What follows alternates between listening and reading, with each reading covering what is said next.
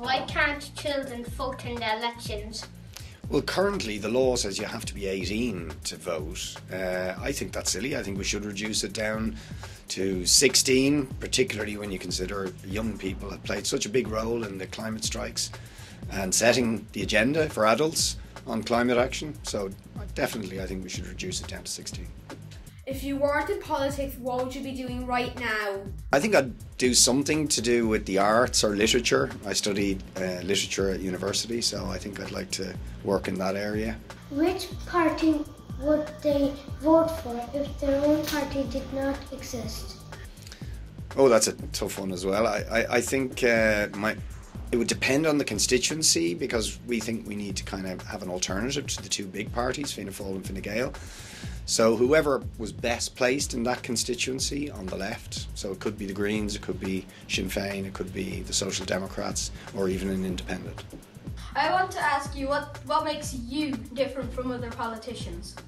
I think the big difference with People Before Profit is we're activists and we believe in people power, so we don't just run in elections or do politics in the Dáil, but we're out building campaigns like the water charges campaign, the climate protests, protests for housing, protest about the local environment in our area.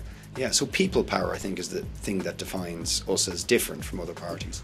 So I would also like to know what the party leaders are doing about the trolley crisis.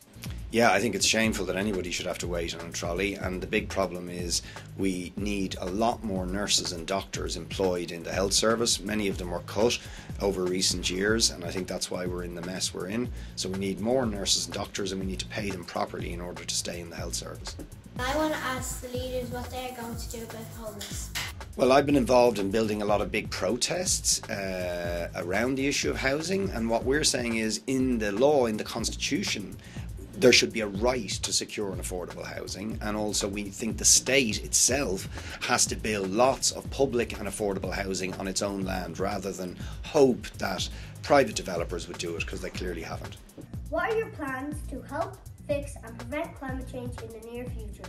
Well, People Before Profit have a bill in the Dáil which is to ban any further extraction of fossil fuels. The government blocked that bill, but that's a big demand of the international climate movement, so that will be a big priority for us.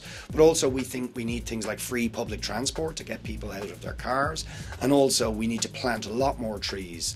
Ireland has great conditions for growing trees, but we have very few compared to the rest of Europe, so we want a huge forest planting campaign to address climate change. I would like to know, what do you do in your spare time? Oh, different things. I like sport, playing football when I can, reading books I enjoy. I quite enjoy cooking, and I like just walking out in the countryside or down by the sea. When I was child, I was anything in small class. If you were a superhero, what superhero would you be? I think my two favourite superheroes are Daredevil and Spider-Man, because they're both kind of very ordinary people. Daredevil actually has lost his sight, but he has extra powers, and he kind of always stands up for the downtrodden and the oppressed. And Spider-Man is just kind of a young guy, you know, from an ordinary neighbourhood. So I like both of them because they're kind of down to earth.